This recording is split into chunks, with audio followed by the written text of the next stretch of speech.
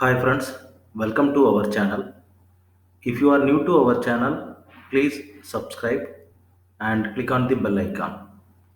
So friends, in this video, we are going to discuss about some of the Java basics MCQ questions. And this is our part 2 video. In case if you haven't watched part 1 video, the part 1 video link is available in the description of this video. So please watch it again. Let us see this first question. You can look at the first question. So this is a very direct question and it is a logic based one. Right. So we need to think slightly, easily we can find the answer. So first you can look at the code. I have a variable n equal to 1 and I have a do while. In the do while, I have a condition n greater than 2 and ultimately I'm going to display the value of n. So here I need to find what is the value of n. So already we know we have initialized the value of n as 1. It will come inside do while n minus minus. So it will become 0. So now the value of n is 0 in the first iteration and 0 greater than 2 condition false. So it will break the loop and it will display the value of n as 0. So this is a very simple and direct question. So now we'll move the next question. Already in our part 1 video, we have discussed some of the MCQs based on switch case. So this is a continuation of the same question along with for loop. So here you can look at our code. In this code, you can see the for loop is going to execute 3 iteration. And inside this for loop, I have a switch case. In the switch case, I am pausing the value of I as a expression. So already in our part 1 video itself, we have discussed that coming to switch case, break, default, case, everything is optional. I can define a case without break and we know the functionality or we know what will happen if there is no break in a particular case. Right. So you can look at the code. So first time the value of I will be 1 in case of the for loop. It will come inside the switch case and the value of I is 1 now. So now case 1 is the matching case. So it will execute and it will display A and because of no break in my case it will continue. So finally it will come to case 2 and it will execute case 3 also. So finally, for the first iteration, the output will be A, B, C. And for the second iteration, so the I will become 2 and 2 will come to your switch case and the matching case is second one and it will print B and again because of no break, it will come to case 3 also. So finally, in the second iteration, it is going to display BC. And again in the third iteration of this for loop, the value of I is 3. It will come to case 3 and it will print only C.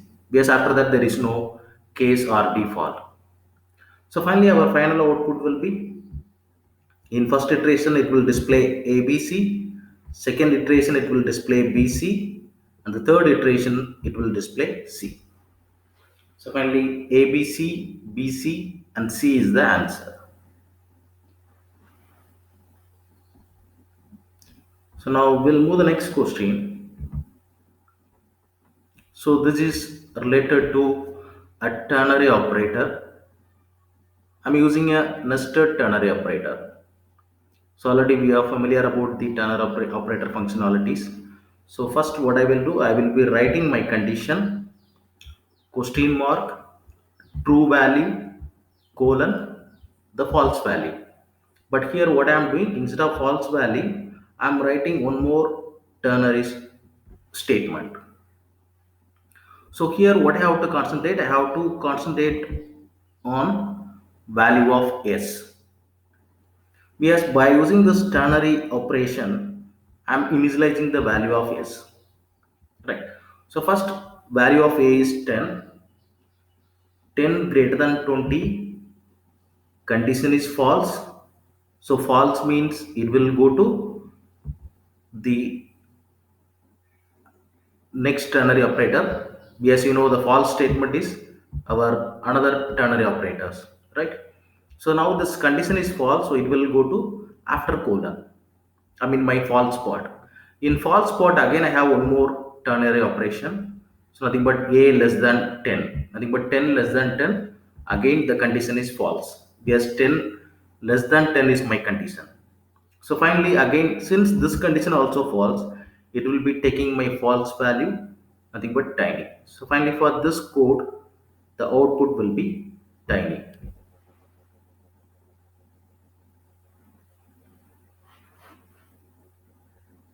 So now we'll move the another question.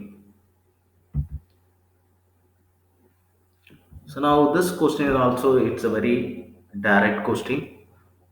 I have a variable x equal to 100 and it's a integer type, and I have a variable y and the value is 100.1 and it's a double type value, and I'm going to initialize the boolean variable by using this x and y variable, and ultimately I need to identify what is the value of b.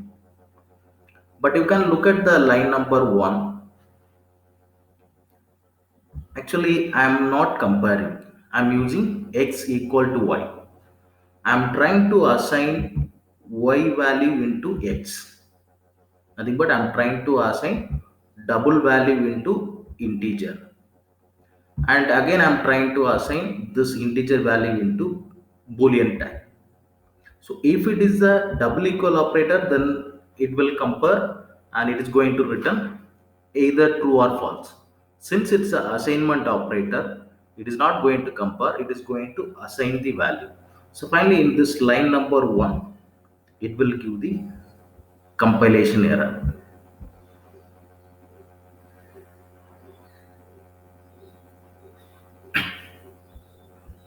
So now we'll move the next question. So the next question, yeah, we need to make little calculation. So first of all, we'll identify is there any compile time error in this code. So in line number 1, I am using a bitwise AND operator. So we know that we have a two kind of operator, right? I mean logical and bitwise AND. So now it is a bitwise AND. So in line number 1, there is no compile time error. Let me look at line number 2. In line number 2, I have a if condition and it is terminating with a semicolon. So we may think that this particular statement may throw the compile time error. But as per the compiler design, the compiler will identify the end of the statement by using semicolon, or the compiler will identify the end of the block. It may be a if block or it may be a any block. It will identify the end of the block by using close brace. So finally coming to control statements, this open brace close brace is optional if there is only one statement. In a control statement, if I have a close brace, okay, the compiler will identify it is a close of that particular control statement block. But if there is only one statement in a particular control statement, then the curly braces are optional, which means how the compiler is identifying or how the compiler is exactly taking one statement. So the compiler is identifying the end of the block with the help of this semicolon. So that's why coming to control statement, if there is only one statement, then the curly braces is optional because the compiler can identify the end of the control statement with the help of semicolon. That's why if you remember our do while syntax, after the close brace, I have a while keyword and then I have a condition. So that's why I'm going to end with semicolon over there so that the compiler will understand. Because coming to do while, the compiler cannot understand by using close brace. Because after the in case of do while, because after the close brace also, I have a while keyword and I have a condition. So that's why after do while, I'm ending with the semicolon. With the help of the semicolon, so the compiler will understand. Okay, this is the end of do while. So finally, by using the semicolon, also the compiler can understand it's just end of particular control statements without close brace, right? So finally, this is also as per the compiler, this is also valid syntax. What is the meaning of this one? This is a if statement without any statement. I mean, it's like a empty statement. If condition, empty open and close brace. It's similar to if statement without any code or without any statement in it. So finally, there is no compile time error in this code. So now what we have to do, we have to identify the value of this variable hand. So first let us see, I have a variable boolean b as static. So what is the default value of this boolean variable b? You know that the variable boolean can be either true or false. So by default, the boolean variable will take false as a default value. So now we'll come to our code. I have a variable hand equal to 42.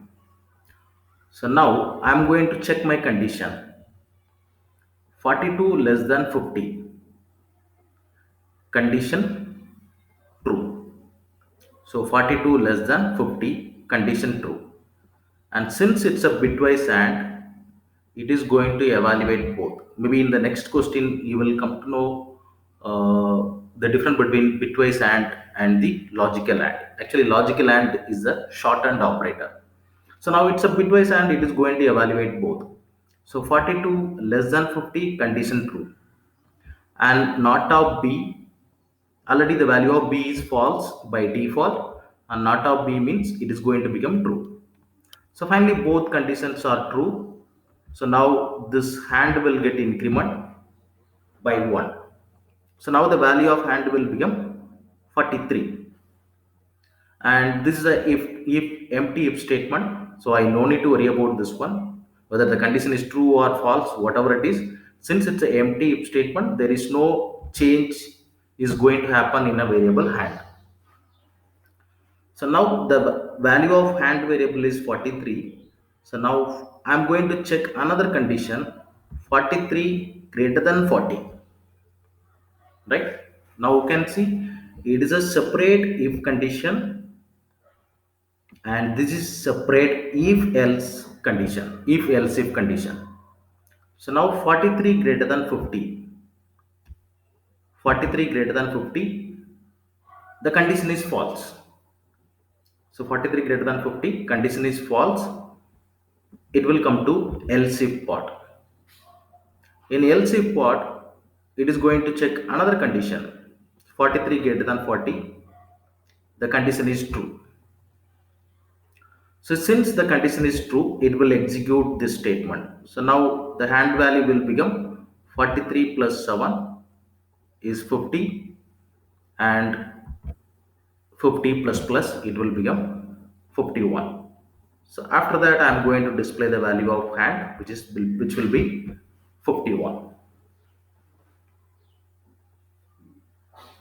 So hope friends, this question is clear. Maybe we need a little calculation on this, right? But But one thing don't forget, coming to this code, this is separate if condition and this is the separate if condition. And in line number 2, there is no syntax error where the control statement can end with either close brace or the compiler can identify with the help of semicolon. So now we'll move the next question.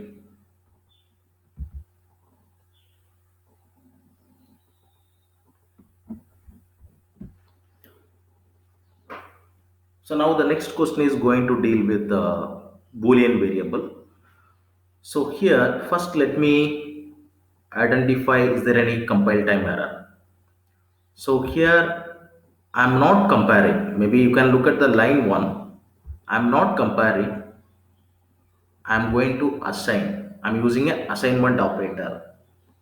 But usually you know that in case of if statement, so we will make a comparison so that we will get true or false value. Right, but here I am using assignment operator even though it will not give any compile time error because this assignment is a Boolean variable. So finally here what is happening? First the assignment will happen because of this bracket. We know that the bracket will take higher priority. So first false value to will assign to this Boolean variable and the expression will become false.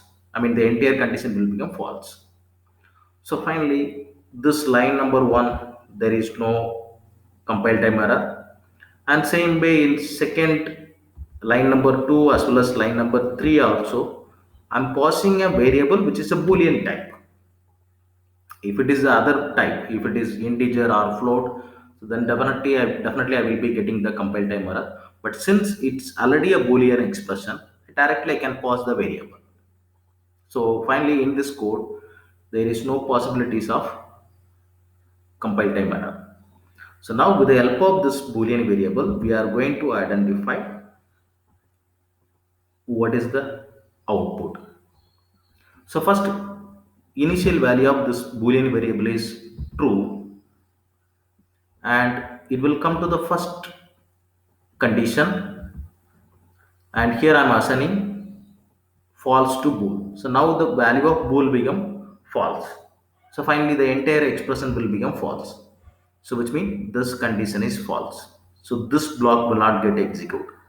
And what is my current Boolean value? Now it is false. Because I have assigned false to Boolean variable. So now it will come to else if. So else if of bool. What is the value of bool? Now it is false. So again this condition also will become false. Now it will come to the line number 3. I mean another else if block. So here not of bool, nothing but not of true is not of false, nothing but true. Because initially, I mean previously the value of this Boolean variable is false, and here because of not of false, it is going to become true. So finally, this else if statement will get executed. So finally, the output will display as C. So our output will be C.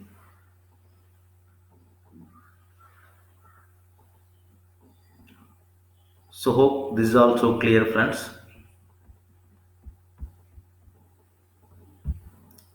Let us move the next question. So this question is about shorthand operator. So already we know. First, let us see the functionality of logical and logical or, and then we'll come to this question. So we know that coming to logical and, both condition must be true. I mean, at left hand side I have a condition. Also, right hand side I have another condition with the help of one expression. So coming to logical and, both condition must be true. In case if the first condition is false, then there is no need to evaluate the second one.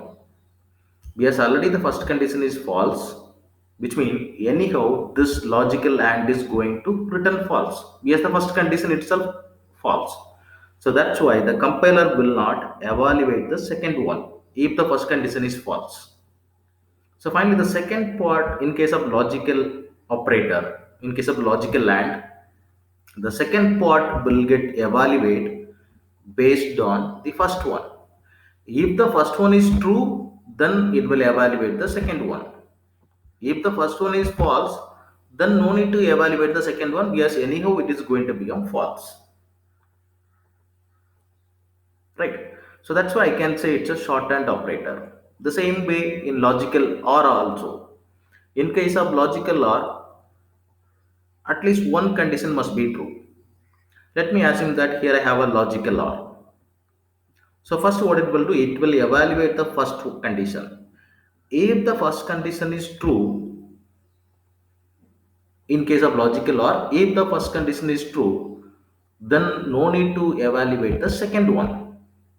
Because already first one is true. Because coming to logical OR, anyone must be the true. So finally, if the first condition is true in case of logical OR, it will not evaluate the second one.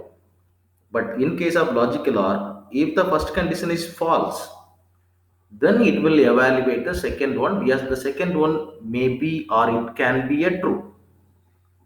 Right. So this one will called as shorthand operator. So that's why logical and logical OR, I can say it's a shorthand operator. Now I hope we are clear about how the logical and logical OR will perform. Now let us come to this program.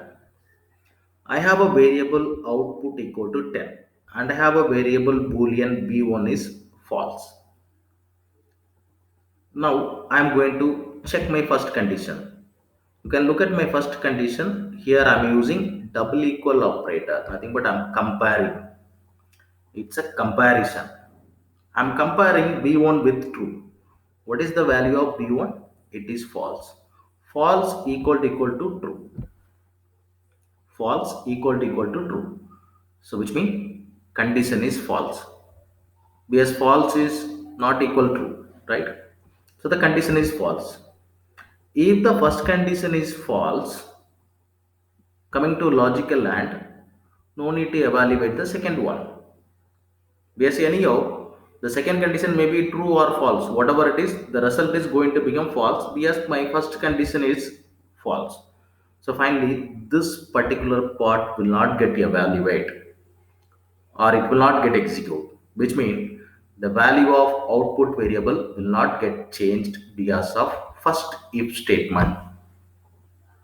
The value of output variable will not get changed because of first if condition, because of this if condition. Because the second expression will not get executed because the first condition itself false. So finally, it will come to the else block. In else block, it will display not equal and what is the value of our output variable? It is still same value, nothing but 10. So finally, our result will be the else block will get executed and it will say not equal, value of output is 10.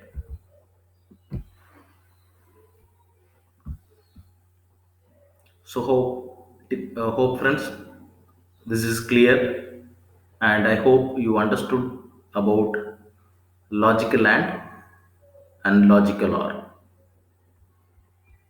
So now we'll go to the next question. So this is again by using logical AND operator and already we are familiar about logical OR functionality and this program there is no compile time error. So we need to concentrate the value of x as well as y because ultimately I'm going to display the value of x and y. No need to worry about the value of z. I'm going to concentrate only on x and y. So initially the value of x is 0 as well as y is also 0. I have a for loop. This for loop is going to execute 5 iteration 0 to less than 5, nothing but 0 to 4. Inside this for loop, I have if statement. So now I need to concentrate on this if statement to identify the value of x as well as y. So first iteration, in the first iteration, the value of x will get increment. X will become 1. So 1 greater than 2. So 1 greater than 2 condition is false. Since it's a logical and it's a shorthand operator, so it will not evaluate the second expression. So now it will go to the next iteration. Yes, the first condition is false, which means logical and is going to become going to return false, which means it will not get inside this if loop, if statement. Now it will go to the second iteration of z, right? So now again second iteration, the value of x will become 2. Yes, in the first iteration, x got incremented by 1, x was 1, and then second iteration, again x will increment by 1, nothing but now the value of x is 2. 2 greater than 2, again condition is false. So 2 greater than 2, again condition is false. So again, because of shorthand, the right hand side expression will not get executed. And again the entire condition is false, so it will not get into this if statement. So now it will go to the for loop third iteration. In the third iteration, value of x will become 3. Now 3 greater than 2 condition is true. 3 greater than 2 condition is true. Now it will evaluate the second one. So the first condition is true. Now it will evaluate the second one. So now what is second one? Plus plus y. What is the value of y? 0. So now y will become 1. 1 greater than 2. Again condition false. First condition is true. Second condition is false. Finally, because of logical and, both must be true. But here one is true, one is false. So it is going to return false. So this if condition will become false. So the if statement will not get executed. Now our value of x is 3 and value of y is 1. So now it will go to our fourth iteration. In fourth iteration, x will become 4, y will become 2. 2 greater than 2, again condition false. Right? X will become 4. In the fourth iteration, x will become 4. 4 greater than 2, condition true. But 2 greater than 2, y will become y will become 2. 2 greater than 2, condition is false. So again it will go to our for loop fifth iteration, nothing but our last iteration. So in the last iteration, the value of x will become 5 and y will become 3. X will become 5, y will become 3. So 3 greater than 2. And now both conditions are true. It will get inside this loop, if statement, and again x will get increment. Now x will become 6. So finally the value of x is 6 and y will be 3. So this is our correct answer. Maybe for this particular question, we may require some paperwork. Maybe if you have a calculated in a paper, maybe it may be easy. Right? So now we'll go to the another question. This question is very direct question. You can look at this question. I have a Boolean variable b equal to true. I am passing Boolean expression into if statement. So already we know that I can pass Boolean expression in a control statement. So it's not a compile time error. But here we need to look into this break keyword. I'm trying to use a break keyword inside a if statement. As per the compiler design, I cannot use. I mean, a break must be inside a loop or a switch case. If I have a loop outside and inside that loop, if I have a if statement, then I can say break. I mean, I have a loop, maybe for loop or while loop. Inside the loop, I may have a statement, if statement, some condition, and I can give a break. Actually, that break is not for if, that break is for your outer for loop. I mean, outside of our if. So we have one enclosed loop, right? For that, we are using that break. But here you can see I'm trying to use a break without any loop. So it is syntax failure. Because break must be inside a loop or a switch case. It cannot come for if statement. So that's why it is syntactically it's error. So finally this particular code will throw the compile time error. So now, so friends, I hope you are clear about this question, right? Suppose if this if statement is enclosed with a loop, then it is fine. So then the break will be a break for your outer loop. But now it's a if statement without any loop. I mean, this is a if statement without any loop, and for if statement, I'm trying to use break. So that is syntax failure, right? So that's why it is giving the compile time error. So now we'll see our next question. So this is related to our, and this will be our last question for this particular video. This question is related to post increment as well as pre increment. So we are already familiar about post increment and pre increment. So let us see the difference between pre and post increment. So pre increment will increment the value at first and then it will assign. But the post increment will assign the value and then it will get increment. Right. Now we'll calculate it. So now the value of A is 1, and we need to concentrate on both. We need to identify the value of A as well as B as per this code. So initially the value of A is 1. So here what is happening?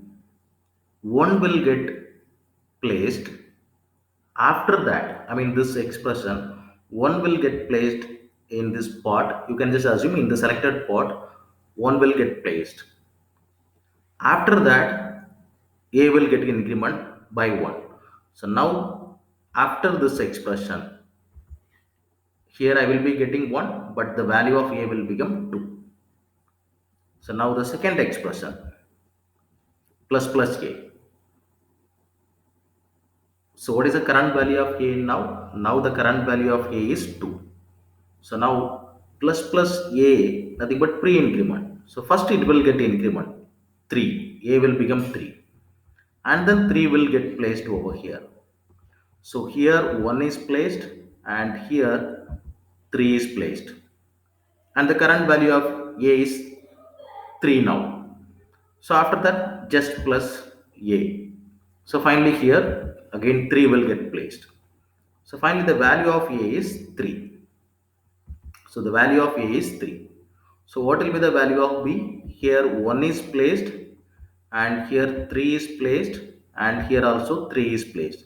So 3 plus 3, 6, 6 plus 1, 7.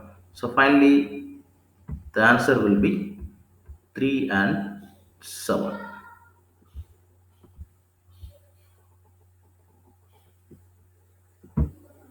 So finally your answer will be 3 and 7. So hope friends, I hope so you are clear about this uh, in this MCQ questions. The same way in our upcoming videos, we will be discussing about some more MCQ questions from Java topics. So in the next video, I plan to put some MCQ questions from Java blocks, maybe about constructor and methods and instance block and static block. So from that, I plan to put some videos on MCQ questions. So thanks friends for watching this video. If you like this video, please subscribe this channel and you can share it to your friends also.